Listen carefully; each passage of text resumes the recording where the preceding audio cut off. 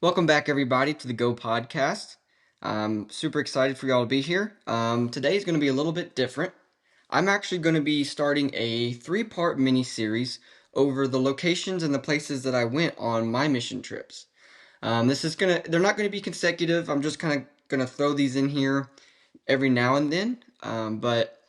So instead of sitting down and talking with someone, I'm just going to kind of talk about where I went, what we did there, and just kind of everything in between, really, just whatever comes to mind. I've got my phone out with the photos and some notes, so I'll just kind of be going through the mission trip, kind of chronologically, and just talk about whatever's on my phone, whatever photos pop up, and the notes I have. So yeah, like I said, this is a three-part mini-series. This one is going to be titled Nepal because Nepal was the first mission trip that I went on that I actually remember. If anyone listened to last week's episode with Jeff, you'll know that I actually went on a mission trip to Mexico, but I was like 6 or 7 on that trip, so I don't really remember a whole lot. My parents say that we did a lot of VBS outside in the town, and we would play games and do stuff with the kids in a field. I do not remember that whatsoever. The only thing I remember from that trip is the dorms that we stayed in reminded me of a parking garage, and the fact that they told us that they had a dog that would eat our arm off if we ever left the dorms at any point in the night. So that's really the only two things I remember from that mission trip. Like I said, I was 6, 7, 8. I'm not exactly sure. So, with that being said, I'm just going to jump into my first one that I do really remember, which is Nepal. So, kind of give you a little bit of a background with Nepal. Um, kind of show you how I got there, what inspired me to go. So at the time, this would have been probably May, April of 2022, and at that time I was working with Jeff's kids, who they own a business called East Texas Print Shop. So I was working there, and we would sit down for lunch and we would talk about a lot of different things. Some of the things that we would talk about is the places that we've been traveled to, the places that we want to travel to, and so we always would talk about traveling and stuff like that. Well, one day they had mentioned that their father Jeff was going to be going on a mission trip to Nepal with a missionary that our church supports named Craig Alsop. And a couple of them had been on a mission trip with Craig in the past. So they were just talking about that, and it got me thinking, like, that'd be pretty cool. Go on a trip to Nepal. I mean, that's a far off place, and not many people can say that they've gone to Nepal. And it was very new to me. I never really had thought about missions at the time. I knew I wanted to travel. I knew I wanted to see the world, as much as I could at least. And so it just got me thinking about kind of what would it look like if I could go to Nepal for a mission trip. And well, I don't think it was that day, but it definitely was sometime that week because Jeff usually comes up to the business to do stuff with the money. Well, he came up there and we got into the topic of him going to Nepal. And I told him that, I was kind of interested in maybe seeing what that would look like if he was just going by himself, if he was, accepting any additional people to go with him. And well, he said, he would be happy if someone else or if I wanted to go with him. But it was going to be a quick turnaround. So this would have been about April, May of 2022. The trip was in August of 2022. So Jeff told me that I had to make a decision pretty quick. Like he says, like he likes to say, God calls us to go. God already calls us to go. It's whether or not he calls us to stay. And so he told me that if I was really, really serious about it, then I would need to let him know yes or no basically by that upcoming Sunday. So I was like, okay, I'll think about it, I'll pray about it, and see what happens. Well, I thought about it, I prayed about it, and I never felt any fear or doubt come to my mind every time I would think about going to Nepal. Um, there was always a peace. It always, it boiled down to really of if I thought about not going to Nepal, then I felt like I was not obeying, not doing what I should be doing. So come Sunday, came to Jeff and I was like, okay, I'm in. I want to go. What is the next steps? So he was like, okay, so first you need to, I'll get you in touch with Craig, join the group chat that they have, and you'll probably have to put a down payment on his trip so that way he can start purchasing flights and stuff like that. I'm like, okay. So I got ready to do that. And then he was like, okay, and then we need to start fundraising. We need to start, doing a fundraiser, trying to, get the funds to go. And at the time, where I worked, I was able to save a lot of money. I come from a family that really instilled us how to, save our money, figure out what was important, what to buy. So I had saved a lot of money, so I was really okay with the idea that, if I had to, I could pay the trip. I could pay the trip all through me, and I wasn't really expecting other people to, have to support me. So in my mindset was, okay, we can do fundraiser, but it's a short notice. It's about 2 months turnaround at this point, for people to, if they want to donate, they can. So I really was just full expecting to pay the full amount out of my own pocket, which I was okay with. So I worked at a print shop. We made shirts and hats. And so one of the fundraisers that we did was we made shirts with Nepal on the front, where we were going, and a Bible verse. So that was part of our fundraising tactics. And then, just writing letters, telling people where I'm going, posting on social media. Hey, I'm going on a mission trip to Nepal. Prayers would be very much appreciated. And also, if you feel so inclined to send a donation, here's where you can send it. Anything helps. So that's kind of how I did the fundraising. Nothing too crazy, and I was fully 100% expecting to pay the full amount. Well, come time to pay the full amount, probably about a month before we decided we were leaving, which would have been, I think the trip was August 6th through the 15th. Well, around a month before, we had to have the full amounts paid. And so I'm like, okay, I'm expecting to pay the full amount. And after we tally up everything from the fundraising things and everything, people that have given me, I only end up having to pay a third of the full price, which blew me away because I really was not expecting anything like that for people to feel led to give to me. So that was definitely an eye opener in my own world. So that was pretty cool. And so with that being said, we had all the funds to go. I paid my dues, and now it was just sit back and wait. Buy the little knickknacks here, make sure everything's good with my passport.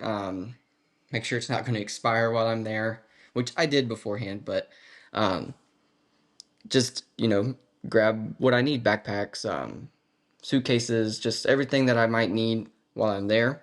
And quick shout out to Jeff. He's a world traveler, and so he really helped me a lot on building like a checklist of things that I need, don't really need.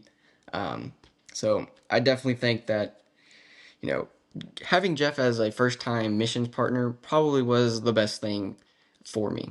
And So that was really good because he had a lot of knowledge and a lot of things that I didn't really think about and that he brought to light and that I was able to use going forward on the next trips that I went on. So as we're waiting, here comes August 5th, August 6th, and it's time to go. So we're heading to the airport and get on the flight. I never was nervous. I never got nervous about. I always loved flying. I never got nervous about going on the other side of the world, basically. And I would when I'm awake, everybody that I know and love is asleep, and whenever they're awake, I'm asleep. So it was really there was probably about, and we were always on the go, and there's never any. I didn't have any service over there, so the only time I could ever contact people was if we were in the hotel. So it was like when I get back for 30 minutes, I could say, "Hey, I'm here. Good night." And then when I would wake up, or vice versa, I'd say, "Good morning. I'm going to sleep." And then when I would wake up, I'd get about 30 minutes to say, "Hey, um, I'm going out on my day. Good night." And so it was different because you don't have a whole lot of connection to the people back home, but I think that's a good thing.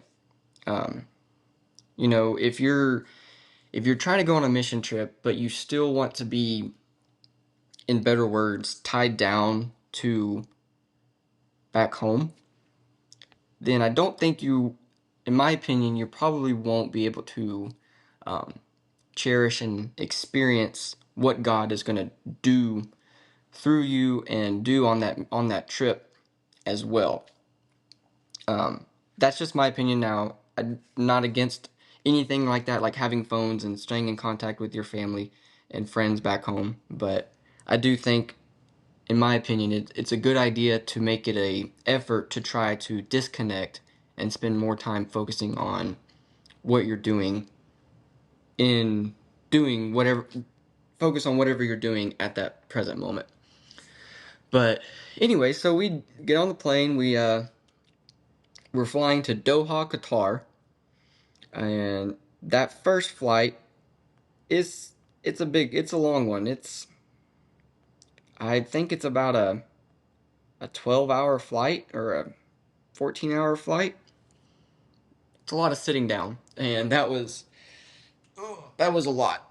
Your legs start to hurt, and you get up and walk around the plane, and the food's not the best, and you know the TVs on the back of the um, airplane seats they're cool, but and you're trying to sleep, but it's just I have a trouble sleeping sitting up anyway, so I was just like, ugh. It was a long flight, a lot of music, and a lot of movies. So we land in Qatar. It's about 3:30, 3 o'clock in the morning, and we have about a 4.5, 5 hour layover in Doha before we catch another flight that would head to Kathmandu. So we land in Kathmandu around 10 a.m. their time, which it's would be 10 a.m. their time, so it'd probably be about 8 or 9, maybe 10 o'clock p.m. here. Everyone would be asleep. So we landed in Kathmandu on August 6th around 10 a.m. We got to go through customs. We got to get a visa, all that jazz. It was really go go go the moment we stepped down, and most of us, everyone who was on the trip, we're all a little jet lagged. Not all of us slept on the flight over, and so we're all just really tired. But it's our first day in Nepal, and we've got things planned to do. So it's we just kind of have to. You kind of have to take a deep breath and push forward and know that you don't really want to. The worst thing to do is to get over there and it's bright and early that morning and then take a nap and go to sleep, because then when you wake up it's going to be nighttime there, and then it's all going to be messed up. You're not going to be on their time. You're not going to be trying to acclim to acclimatize. I don't know the word. To their time, and you're just going to be basically one step ahead. You're going to be sleepy during the day, and you're going to be wide awake at night. So it's best if when you first get over to another country, especially one so far away, is that you just rough it out that first day. You stay awake, and trust me, when you go to sleep that night, it'll be the best sleep of your life, because it was mine. So that first morning, that first day we got there, after getting done with everything in the airport, we finally get out into Kathmandu, and to me, it was a cultural shock. I've never been. I've been to Europe. I've been to Germany, and I mean Germany and the surrounding areas. I mean it's similar to America in a sense. There are differences, but nothing too nothing too crazy. But Kathmandu is different. There's the traffic looks like it's just a free for all. I would never trust myself in a million years to ever try to drive or traverse uh, that traffic. I mean, there's no stop signs, there's no red lights. People are just, you pick your moment to drive through, and you take it, and other people stops, and the passing people like on the other side of the lane, you're just driving, and you're basically playing chicken with the person in front of you. And most of the times they would stop, but other times we'd be going, and then the other person wouldn't stop, so our driver would have to pull back over into the lane and let that vehicle pass by. So it's a crazy experience. Um, and then there's so many motorcycles. I feel like motorcycles outweigh vehicles 10 to 1 over there, and they just in and out everywhere. You got motorcycles passing you on the roads nonstop throughout the entire trip. Um, so our first day there, um, we were going to be taken to our hotel, um, Ayatara Kathmandu Hotel, um, where we could unload, get everything situated, and kind of get accustomed to everything. And then right after that, we were going to go across the street to a place called Fire and Ice Pizzeria and have pizza there. And that pizza was amazing. Maybe it's because the only thing I've really eaten for the past 24 hours was crackers and protein bars and cookies. But having a nice meal, having pizza in another country was crazy. And that pizza was delicious. I don't know. I can't even remember how many slices of pizza I had that day, but it was a lot. There was at least like 7 or 8 pizzas ordered, and we had a group of 10 people, less than 10 people. So yes, I definitely ate my heart's desire of pizza, and we got to meet a lot of the. We got to meet. I'm pretty sure we met one of the one or two of the main pastors and leaders that we would be with that entire trip. One of the guys' name was Pastor Santosh, and we actually end up going to his later. I think it's the next day, um, either the 7th or the 8th. We end up going to his um, nutrition center and doing a Bible study there and feeding the kids. But I'll get into that later. So, but yeah, the first day was kind of chill. We went over, we ate pizza, um, you know, got our bellies full, and kind of talk, get to know each other, get to know everybody a little bit, because we all came from different places. So we didn't know exactly everybody who's on the trip. So we kind of learn a little bit more about them, and get comfortable with each other. And then after that afternoon, um, we trying to see. I have the photos here of where we went. We have a lot of photos. I took so many that trip, and the oh, side note, the electrical, for all the people who are either electricians or linemen, linemen who might be listening, this won't be funny to y'all, but so their power system, how they get their electrical poles in America is really mainstream. It's very clean and neat looking.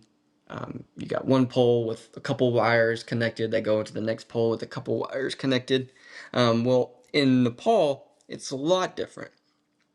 A single telephone or electrical pole, if something broke, if a wire broke or stopped working, instead of taking it down and replacing it and replacing a new wire, they would just disconnect it and then add a new wire. And they would do that tenfold to 100-fold. So their electrical poles look like a cobweb, like a spider's web. There's just hundreds of wires just going off from each other to another pole to other buildings. Um, it was if anybody's listening and you know me, you can text me or DM me or ask me in person to show you a photo of the pole, just to get a better idea. But yeah, so that was a shocker. I was like, wow, that it was crazy. So anyways, the rest of that day, we just kind of, we visited with other people. We went to a building and we kind of did a church. I don't really know exactly what it was, but it was a small room. It was probably about an 8 by 12 building with all 8 of us in the back, and in the front there was about 10 to 15 kids, and they had presented something to us. They had sang songs. Then one of our guys went up there and told a Bible story, and it's so cool. It's so different than um, worship and stuff over here in the States. It's they're where we go. If we go to have a Bible study, or if we go to have worship, it's in a room with enough seats to accommodate everybody. There's AC or heat depending on the time of the year, and you know it's a little bit different over there. We're cramped in this room, and we're all shoulder to shoulder in this tiny room, and there's no AC. So we're all sweating. The kids are having their time of their life. They're excited. They're laughing. They're you know yelling in the top of their lungs in joyous calls, and the only type of breeze we have is a window behind us that at that time, kind of thankfully, it did start to sprinkle, so the sun went away and there was a small breeze coming through the window, so every now and then you get a nice little breeze and you can be able to relax a little bit. But it's so different to me because they didn't care that there was no AC, that there was no fans working, that it was a tiny room and they're all right next to each other. They it was like they were having the time of their life. And just right off the bat, that hit me hard and spoke to me, um, clearly, just the differences in how we worship and our kind of required wants and needs in a building to worship, whereas people in other places, they don't have those wants and those needs. They're just happy to be together, um, you know, worshiping and celebrating God. So that right off the bat, very first day, it was an eye-opening experience, and it was just it was pretty cool to see. Um, and we had to take our shoes off. That was pretty cool. Um, I never done that before, taking your shoes off before going into like a building and stuff like that. So that was different, but it was nice. And so yeah, but um, that basically concludes our first day in Kathmandu, and jumping into our second day, which would have been August 7th, there, our main goal for that day is we were meeting two people. There were two partners. They owned a nutrition center where they were able to feed through the help of outside help. They were able to feed the local kids in the community, probably about 100 or so. They were able to feed them a nice meal, a good meal, a nutritious meal, and also play games with them and be able to share the gospel and God's love with them. And those two partners, their names were Narajan and Timothy. They were kind of a duo team. They helped each other.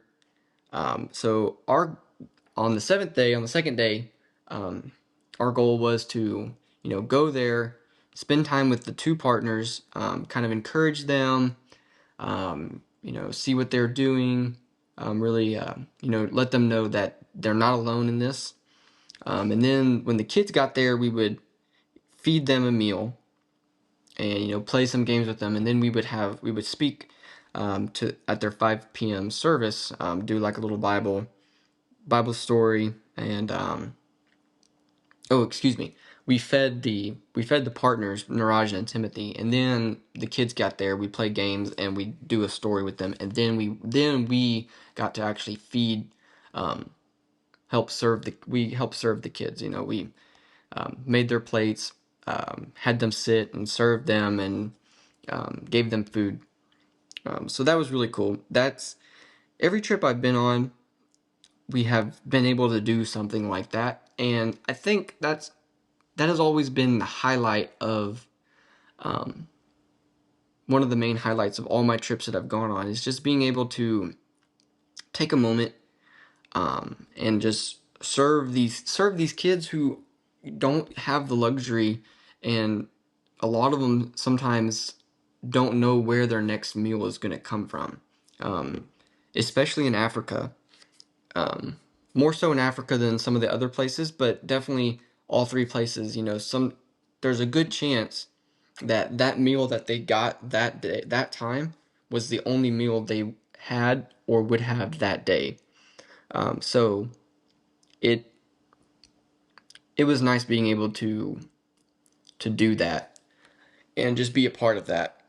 Um, but so yeah, we don't really remember what we did that morning. A lot of driving around, um, talking with the pastors there and leaders. We went and ate and with them, and then that night, as I said, we walked to their building, which was behind the main street, down about 100 yards, down a back road about 100 yards at the very end of the hill. Um, and the building was really nice. They had it. It was 2 stories, and right about 3 or 4 o'clock, right about 4 o'clock. It's just you hear feet coming down, you hear laughter coming down. One kid shows up after another. They'd show up at the door, they'd come in and they'd just be playing with each other, and we'd be playing with them, and they'd be like, "Whoa, what are these people doing here? They look weird," and so it was an interesting sight to see. It was really cool, just how at 1 minute it was just the team and the partners, the two pastors there, and then little by little over the course of the next hour, there was kid after kid after kid after kid. Just so many showed up until that entire room was filled. They were all sitting down. There were so many in there that um, we were ended up just standing in the back and kind of in the middle. There was a pole there, so we were just kind of all standing um, around them. There was no room for us to sit down. The Pastor Narajan, he had sung a song for them, and um, I don't remember who, but someone had that opportunity that day to speak and just teach a Bible lesson to them, and so that was cool. And then we got to feed them their main meal. It's lentils, beans and lentils, and then I think sometimes chicken. So that was cool. I got to scoop out lentils and give them chicken, and walk through the masses of the kids and give them some food. Um, and the coolest thing was that I've noticed is it, they would always wait until everybody had food in front of them before they started eating. And you know, probably because Nepal, so it was such a long time ago. It's been about um, 3 years now. So I'm using these photos to really help jog my memory. But I definitely remember in Africa, especially the one place we went to where there was probably about 100 kids, or there had to be at least 100 kids. Um, and they'd come in one at a time, they'd get their plate, they'd go sit down, and it was just that memory that day was seared into my head because they're all young, they're all 5, 6, 7, and they're all just sitting there with food in front of them, and they don't start eating until everyone gets inside. They all have their meal, and they all say grace. They all say a prayer, and then they start eating. So the first person in there had to wait probably 5 to 10 minutes before they could eat. So it was just that memory was has been imprinted in my mind ever since then. But it was just pretty much the same way um, in Nepal too. Just these kids would just sit and wait um, until until everyone had their food and they were able to eat. So, anyways, that pretty much concluded the end of the second day, which would have been August 7th. We left. I have a pretty cool photo here of us walking back. It's all dark, and like I said, we're going. It's up a hill, and so on one part of the hill, the trees open up, and it's the skyline of one part of Kathmandu. There's lights everywhere, and so I got a pretty cool photo, I think, of just the night skyline of a part of Kathmandu, which we're in a section called Bagmati, and so that's pretty cool. Anyways, so we go home, we go back to the hotel, um, and so before I go on to the next day, so before going to Nepal, um, I was told by both Jeff's kids and his wife that he snores. Okay, that he snores pretty loudly. And I was like, okay, well, I'm that's okay. If I can, as long as I can go to sleep before him, I should be fine. Well, the first night, I'm dog tired, and I go to sleep, and I'm out like a light bulb, and I'm like, I woke up the next morning, I'm like, dude, these people, what are they talking about? Jeff doesn't snore at all. I didn't hear a single thing that night. Well, the next night, August 7th, we're getting ready to bed, and we haven't been traveling 24 hours across the globe, so I'm not, I'm tired, but I'm not as tired as I was. So I don't go to sleep right away, and I'm not as tired as I was the night before. And yes, Jeff snores, and he does snore pretty loudly, and it didn't keep me up very long, but I just remember hearing it. I was like, oh, okay, this is what they were talking about, and it just made me laugh. But I fell asleep pretty quickly after that, and it wasn't trouble or a problem whatsoever the rest of the trip, because we were all pretty tired once we get back from a full day. But it was just funny because the first night I was like, this dude doesn't snore. What are they talking about? And then the second night I was like, oh, okay, yeah, he does snore. But anyways, so the third day, August 8th, that morning we actually got up pretty early because we had um, a pretty cool thing to do. We actually got to go take a flight and fly above Mount Everest. And so we got up pretty early. One of the cool things was at the airport, we're walking around and there's just monkeys everywhere. They're in the trees, they're on the roofs and stuff, and they're just hanging out and chilling. And I thought that was pretty crazy because anywhere you go over here, it's like, I mean, the most you see is squirrels, and nope, over there you've got just monkeys hanging out in the trees around you. They're hanging out on the roofs of the building. So that was pretty cool. But anyway, so yeah, that morning we got up pretty early. I think we had to be at the airport by 5:30 in the morning. So it was an early morning, but it was pretty cool.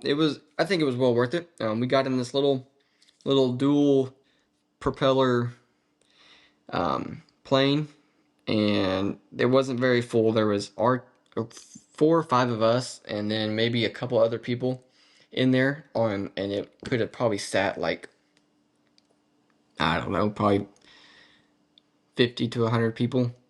And we take off that morning around 6:30 a.m. and get up in the sky, flying around. And in Kathmandu, Nepal or Mount Everest is not that. I mean, in the air, in a plane, it's not that far. So it's. I don't think. I mean, that flight didn't take longer than. It didn't take longer than 30 minutes. That's for sure. But we're flying. Everyone's getting smaller, and you're able to see just how vast, how widespread the Kathmandu city actually is. It goes on for as far, like, as the mountain ranges kind of encapsulate it on one side, and it's just houses and buildings, and as far as I could see. And then take off 6:30. About 5 minutes into it, the Himalayan mountain range is finally coming into sight, and we can kind of see. And then as we're getting closer, they're like, okay, they give you this brochure, and it's got like the mountain outline, and it's telling you which of the mountains they are. And as we get closer, they're like, okay, we'll fly by it on one side, and then we'll turn around and fly back so that both people side of the aisles can see. And sure enough, as we're getting closer, the mountains are getting bigger. It's a clear day, which was pretty cool, because sometimes if it's a cloudy day, you might not be able to see, but there wasn't hardly. I'm looking at a picture right now. There's like, if there's any clouds in the sky, it's just like little wisps of clouds. But in the background, you can see Mount Everest, and that was pretty cool because where we were at, we were basically level with Mount Everest. So in some ways, you might say I've been as high as Mount Everest, high in the air as Mount Everest, but we had to fly to Nepal, so obviously we've been higher. But it was cool because I grew up reading books about Mount Everest. Even at one point, thinking, oh, it would be pretty cool. What would it take to climb Mount Everest? But just the fact that I was in eye distance of Mount Everest, its peak was pretty dang cool to me. But so that was a very pretty awe-inspiring event. So quick, so early on. But yeah, so that was that morning. Yeah, it didn't take very long. We took off at 7:30. So it was a little longer than 30 minutes. We took off at 7:30 and we were landing about 7:15. So maybe the whole time it took from us getting on the plane to getting off the plane, probably about an hour. But it was really cool, just to be able to do that. And that trip, we went back to our hotel, and right down the street from our hotel was this coffee shop called Himalayan Java Coffee. And ooh, they make some really good cups of coffee for all you coffee drinkers and coffee connoisseurs who are listening to this video. Yes, this Himalayan Java coffee was probably hands down the best coffee I've ever had. And then but there's a coffee brand that I actually bought back. It's behind me. I can't read it. Um, but it made a really good cup of coffee at home too. So I, I know there's there's other places in the world that are probably better known for coffee, but this place and the bag I brought back knows how to make a good cup of coffee. So, anyways, I'm gonna kind of jump to another part that we went to. So this was after that trip, after seeing Mount Everest and going to the coffee shop. We went to a place which is a World Heritage site called Pashupati. Now, this was a heavy day. Um, this was a heavy excursion, to say the least. I'm not gonna get too graphic about it, about what we saw, or I don't know, but I'm just gonna say viewer discretion, maybe, just on what I'm going to talk about. It wasn't anything crazy. We didn't see anything crazy like that, but it was a very solemn excursion, and it was a heavy hitter. So if you don't know about anything about Pashupati, it's a it's the site where um, the people over there, they believe in Hinduism. So in Hinduism culture, whenever someone dies, they're responsible to be taken to Pashupati, and from there, they're if they know they're gonna die, or if they're dead, they go to Pashupati, and what they do is they get you all dressed up in your nice outfit, with your expensive jewelry on. And then if you haven't passed away yet, then you kind of sit in a room until you do. And then what they do is, so they have these, it's, I forget the name of the river that runs through it. I'll have to figure that out here in a second, but it's a pretty main river, pretty important river. Not only it's a pretty important river geographically, but it's also a pretty important river in the Hindu um, religion and culture. So what they do is they have these stands on built up on the next to the river. And so what they do is whenever you do pass away, they would take your body and they'd put you on these posts, and there they would cremate the bodies. And then whenever the bodies are cremated, they would brush the ashes and everything into the river, and that would symbolize, um I kind of forget, but it would symbolize just, that they'd be put in the river and they'd be able to wash away, and they go on to be reincarnated as something else. But you know, one of the crazy things is what we were told is that they would be burned with all their expensive jewelry on and their nice clothing and stuff. So whenever they would brush that stuff off, they would just brush it off all into the water. Well, Pashupati, they had these kids, like 10 to 12-year-old kids, who would sit down there on the steps, and whenever they'd push off the ashes into the water, they would jump into the water, and they would fish out all the expensive jewelry, the rings and stuff like that, and they would take it back and sell it, and that's how they would make money. So it's it was sad to see, and it was hard to see, because these people had put their faith into something, that they're not necessarily not that's not gonna produce anything afterwards.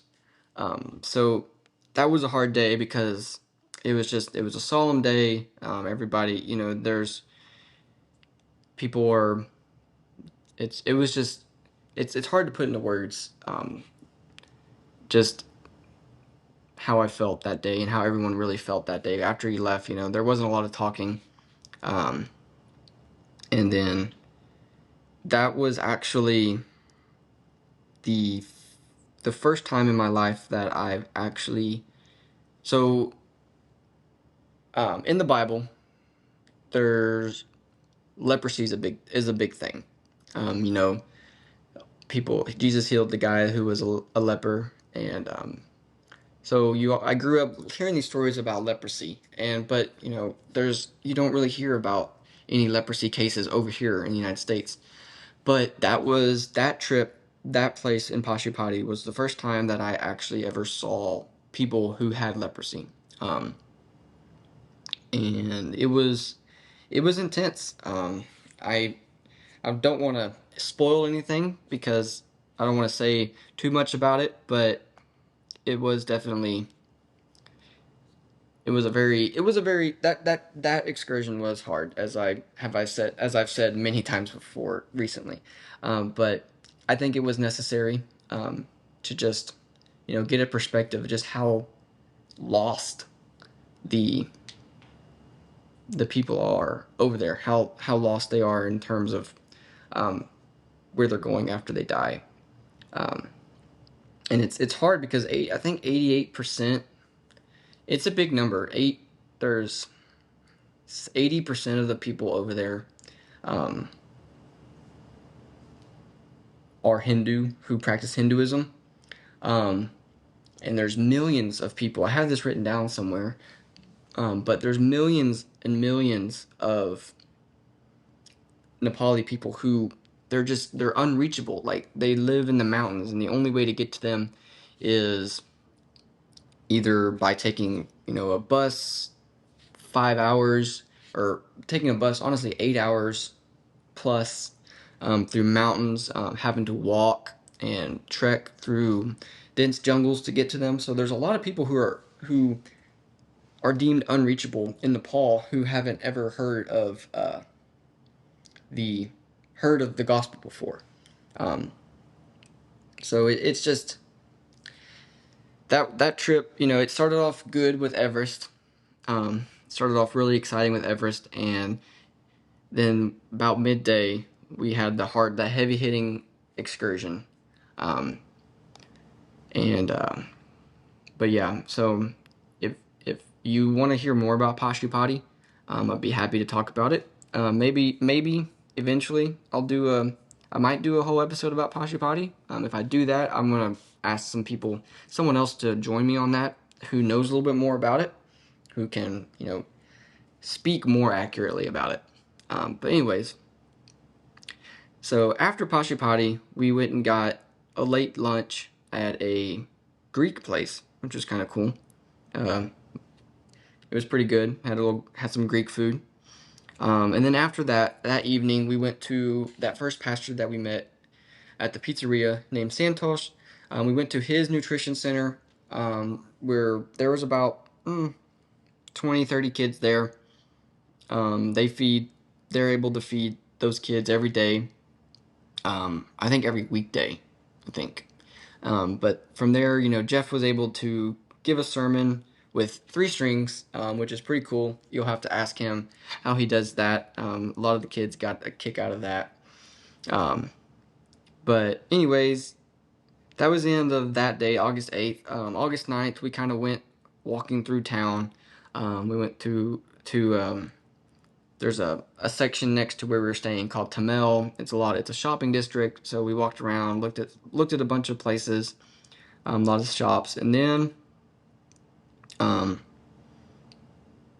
we went and met another pastor. We went to his house. He's building a house, and we just prayed over him, talked to him, um, and just you know got to know him and stuff.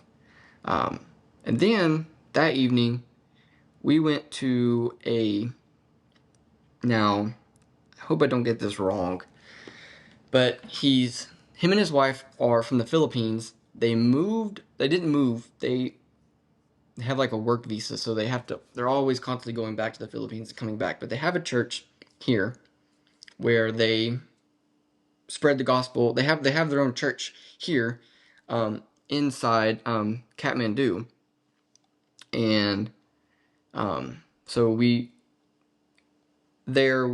had church with them. It was pretty crazy. That also, again, super packed, not a lot of AC, not a lot of air movement, and they pack in shoulder to shoulder and they do church, and it's great. Um, and so side note, so um, down the road from there, kind of not down the road, but kind of a ways away, they had been building um, relationships with a Hindu orphanage down the way, that one of the pastors there had been just kind of building um, relationships with them and just kind of building their trust and stuff, to the point where the leader of the Hindu um, orphanage let the let that pastor in, and he was able to, we were able to start a feed they were able to start a feeding thing there, help feed them, the kids there, and then also be able to talk about Christ there. And that's, from what I was told, that's pretty much unheard of. You don't that usually doesn't happen, where where a Hindu orphanage lets a Christian pastor come into their area and talk about Christ. But it happened. It was pretty cool. We got to go there. We got to, help feed them. We played games. We played soccer. Um, Goodness gracious, it was great. It was like 7:30 p.m., 8:30 p.m. I don't know when we left. I don't know when we left that night, but it was definitely around 8 or 9 p.m. But we just, one of the guys there, he shared the Bible story, had a book. He read them a book about a Bible story. And another cool thing is, it's funny, it's growing up, I didn't drink a lot of sodas. We only got sodas on the weekends, really. So I didn't really drink a lot of sodas growing up, but it's just so cool because, when we come, it's like they're having Christmas dinner.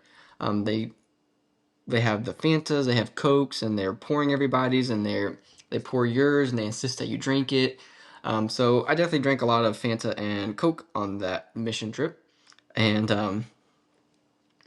but that was pretty cool. Just to go there, see that, play with the kids, play soccer with them, um, and just love on them.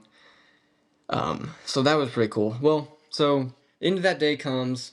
That was been the fourth day, I think. Fifth day shows up, August 10th, and from there, we we leave Kathmandu. We take a flight to Pokhara. So in Pokhara,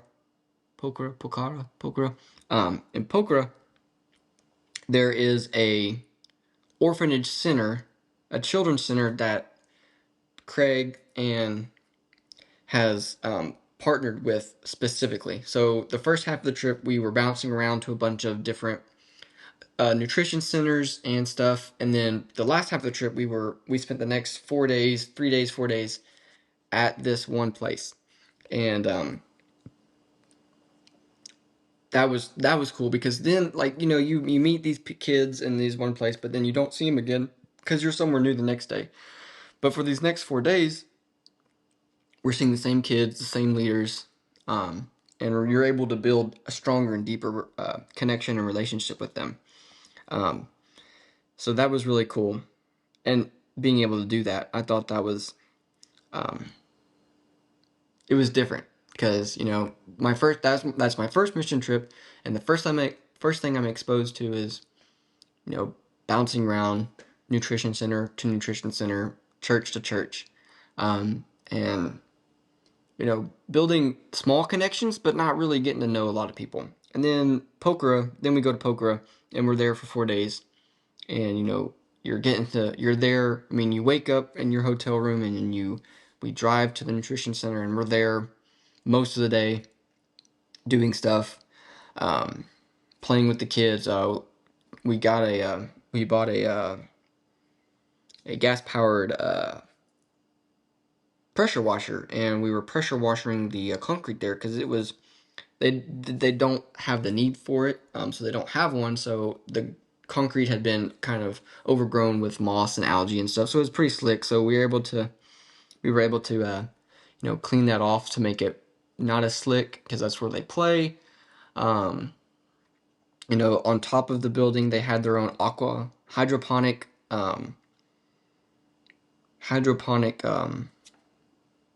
greenhouse. I don't know the word for it, but they were able to grow their own plants up there.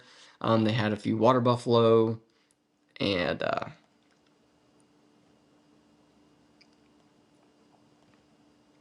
and so it was pretty cool. So they housed about, it was an orphanage and nutrition center. They housed about, in church.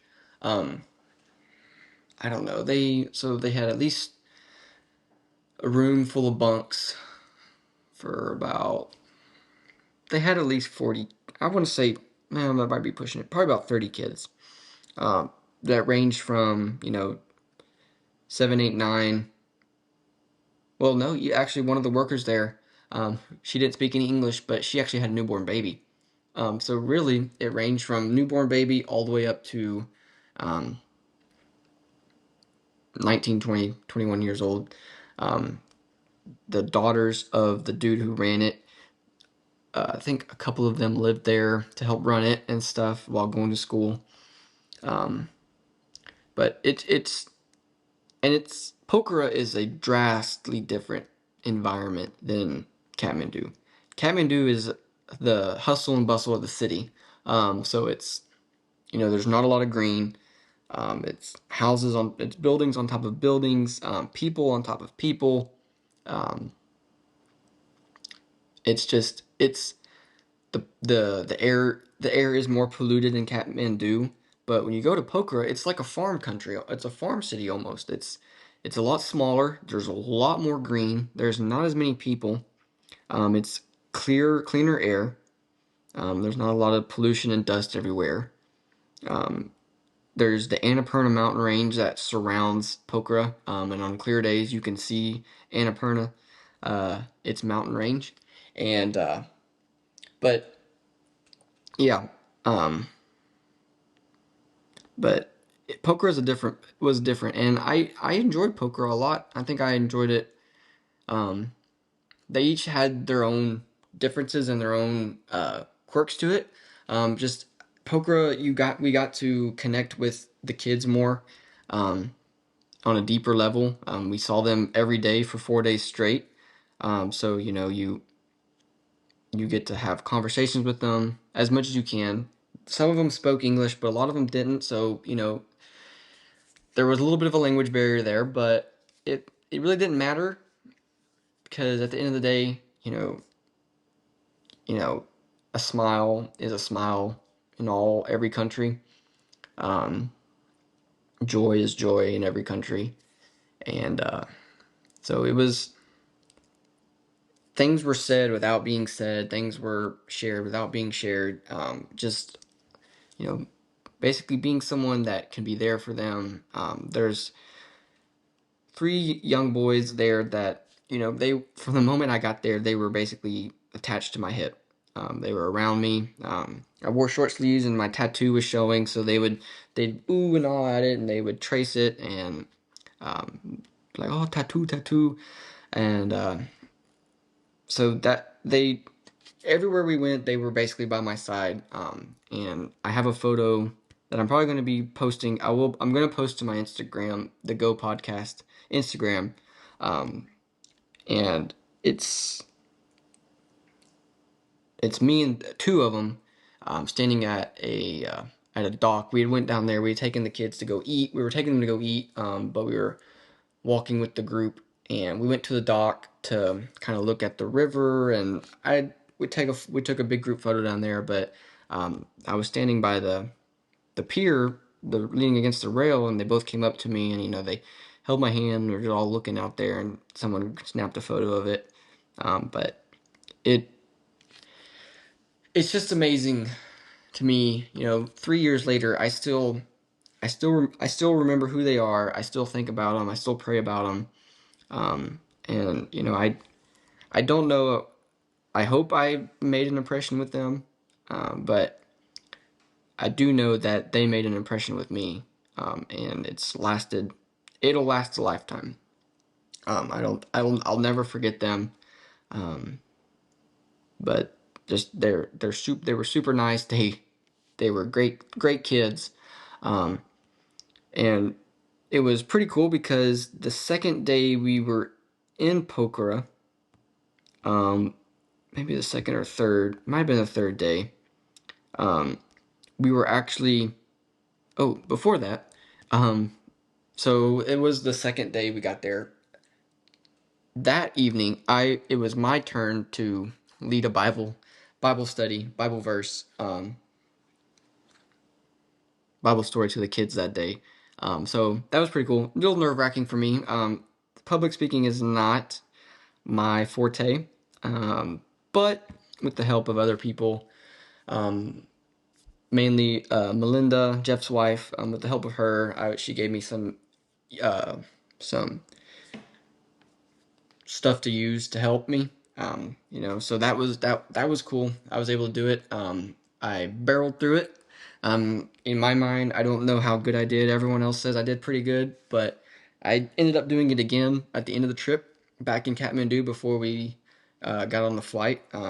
At that first nutrition center we stopped at, I ended up doing it again that trip. Um, they said I improved that one, so that was pretty cool. Um, but yeah, so it was cool. I got to share a Bible story, kind of about I used superheroes and how it was a little bit different. It wasn't a Bible story, I guess, but it was just about in modern day we have Captain America, Iron Man, Superman. All these people are superheroes and they can do all this cool stuff, but there's one person who is more of a superhero than them, who's actually real, and that's Jesus. So that's kind of like the really quick, short, easy version of it. Um, but it was pretty cool. I think about that experience often. I think it's helped me a little bit. It helped me get out of my shell a little more. Um, Even though it was to kids, there was adults there, people who had been Christians. There's a pastor there, so it was a little bit nerve wracking, but it kind of helped me you know shake off some of the rust a little bit. But it's just pretty cool because they have their own little room upstairs that they every night they'll go to and they'll do stuff. And we sang songs, we laughed, we talked about Jesus, we talked about all sorts of stuff. Um, but but yeah, so that third day, we were able to that morning. Oh, this is okay. It's this episode's running a little long, but I'm probably almost done. We're getting towards the end of the trip. I got probably about two main things I'm going to talk about. Two more main things I'm going to talk about. One's fun, one's uh, more fun. The first thing that was fun. Um, so that morning, it was August 12th. We got the ability. Some of us, most of us, whoever wanted to, we got the ability. We took a bus up this mountain, and um, we got on this mountain. We're on the edge of this mountain. We're sitting down. We're waiting, and because we're about to go paragliding off of this mountain, um, with these people. So we're on the edge of this hill, probably about I don't know 2,100 meters up in yards in the air. It was pretty high, but um, you're on this embankment, and they have the parachutes laid out, and when it's your turn, you walk out, and you're with this guy, and he straps you into him, and he's like, okay, I need you to. When I say go, you're gonna run, and you're just gonna keep running. You're gonna keep running until I say to stop, and then you're just gonna sit. So we both start running, and he said to keep running. Said to keep running until he told me to stop. So you're running, your feet's on the ground, and then all of a sudden you're running and your feet's not on the ground. He's still running, and then he's like, "Oh wait, you can sit," and then you sit down on a little thing that's on the harness, and then next thing you know, we're in the air. We go up. I don't know. We started mid-level, and then somehow we ended up higher. We were in the clouds. It was the whole thing probably lasted about 15 minutes. We were in the air, and then we landed down on the rice fields. Um, that was pretty cool. That was, I say that was a once in a lifetime opportunity to be able to do that. I'd never gone paragliding before. I'd never been anything to do with parachutes. So that was definitely an experience. And now, while that was fun, um, and it was a lot of fun, um, I think the more fun part was the next day, the 13th. Um, this was 2 days before the day. 2 days before we're leaving. The day before we're leaving. The day before we leave Pokhara. Um, we they have a gondola ride that takes you up onto this edge of this mountain where they have um, bungee jumping. They have this big swing set that goes over the edge of the mountain. They have a zip line that you can ride a bicycle across, and we were able to take all the kids up there to do that, and that was cool because it's something that they had never done before, and just seeing the looks on their face, um, having this much fun, being able to, they got to choose out of the three things, they got to choose one of them, so they could either do the bungee jumping, the swing set. I don't think it was bungee jumping. I think it was something else, but it was something else, the swing set or the zip line bicycle. And I stuck with the three kids, two or three boys, the three boys that stuck with me. So whatever they wanted to do, I was going to do with them. They ended up choosing the zip line bicycle, so that was pretty cool. I did that with them. You pedal you pedal from one end to this other on the zip line, and you're about 50 feet in the air on top of the mountain, and everything to your left is going up, and everything to your right is going down. So you're all strapped in and everything, but it was just pretty cool because we're pedaling, and we look off to our right, and it's just a very far drop, nothing but grass, nothing but buildings down there, and that was really cool. I got to take a photo up there. Just photo, my voice doesn't do it justice. Talking about it doesn't do it as much justice as the photos, just to show how high up. We're so high up that we can see. I I want to say the airstrip that we flew in on um, when we flew into Pokhara. Um, but that was really cool. That trip was cool. We were able to take them up there. They all had an amazing time. They all had a blast. The gondola ride was cool. Um, let's see. So, but then yeah, and then that day ended, and then the 14th rolled around, and that was our last day in Pokhara. So we had to say our goodbyes the day before. That was really, really, really sad, really hard. You make not only you make the connections with the leaders there, but you make these connections with these kids, all the kids. Like they just love on you. They include you in all of the games they want to play.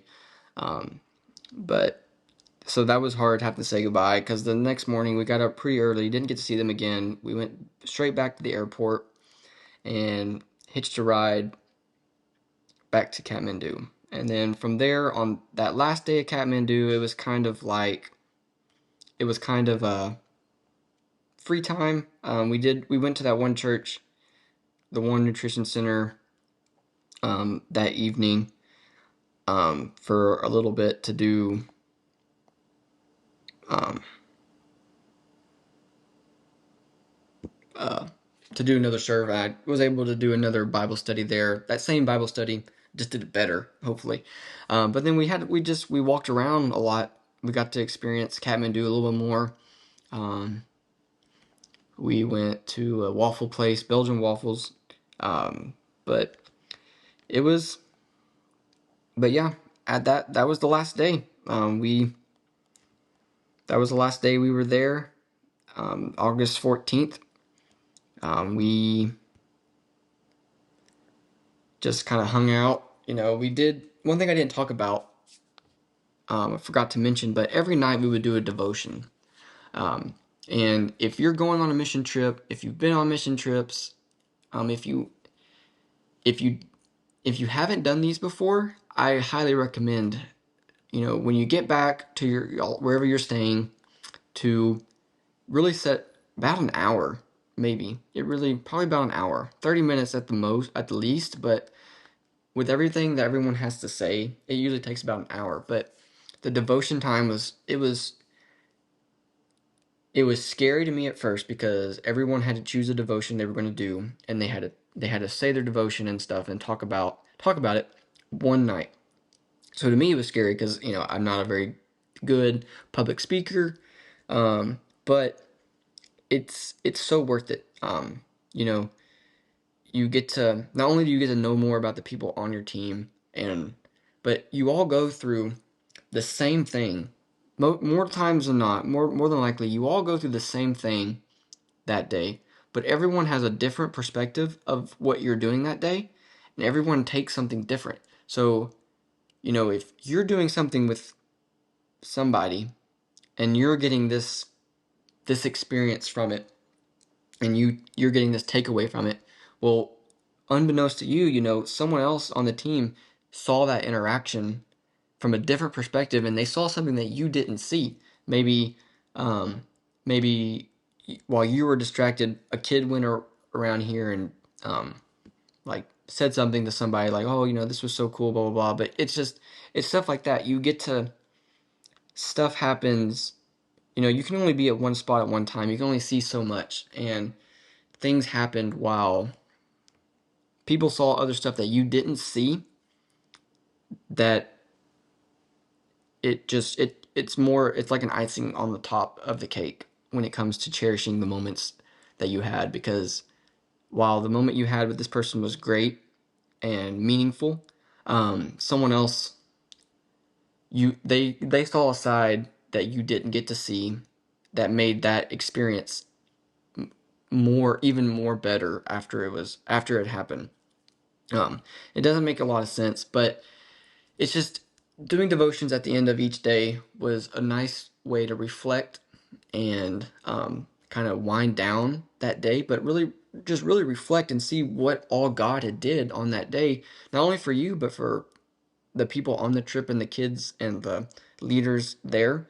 Um, it if you are going on mission trips and you don't do this, or if you're going on a mission trip that they do devotions and you have to do one and you're nervous about that, I would just say, there's a lot of good devotions online that you can look up. What I did is I picked three, and what's funny is I picked three before going, and I had one that I was like, okay, I'm gonna do this. This is the devotion I'm gonna do. And while I was there, um, God changed my mind. He's like, no, this one doesn't really fit. This one isn't talking about what needs to be talked about. Um, and I ended up changing it like the day before I was supposed to do it. The devotion, what I was going to talk about, and the same with Africa. I had a whole plan. I had a whole devotional plan the very first, like the second day I was going to do, and then there was a theme that I'm not going to talk about yet because I'll talk about the theme when I talk about Africa. But there was a theme that was talked about a lot during the trip. And literally the day before I was supposed to do my devotion in Africa, I changed my devotion from what I was going to do to what I think God was wanting me to do. Um, but anyways, so yeah, um, that was my first mission trip to Nepal. I try to go through it kind of chronologically. The pictures really helped. I don't think I left out too much, but like I said at the beginning, if there is anything that anybody wants to know more about when it comes to Nepal, just hit me up. I'll be more than happy to talk into more detail um, about it. And also, for anyone who is listening to this and doesn't go to Authentic Life Fellowship, um, the plan is that I will be leading a team back to Nepal this year in August from the 6th through the 18th, I believe, or something like that. I think it's the 6th to the 18th. I think it's a little bit longer than the trip I just went, that last trip. So if anybody on here who doesn't go to Authentic Life Fellowship, who might be interested in knowing a little bit more about a mission trip to Nepal, you can reach out to me. I will link both of my Instagram accounts to this episode. But anyways, I appreciate everyone. I know this one's a little bit longer, but I do think I got a lot of good things were talked about. I do think it's it's nice. I never really this is the first time I've really sat down and kind of talked about that mission trip chronologically. I've talked about the high points, the Pashupati, the paragliding, the excursions with the kids, and stuff like that. I've talked about a lot about that, but being able to sit down and kind of go through these chronologically, it's I think it's really cool to be able to do that. But anyways, I appreciate it. Thanks everybody who tuned in, and until next time.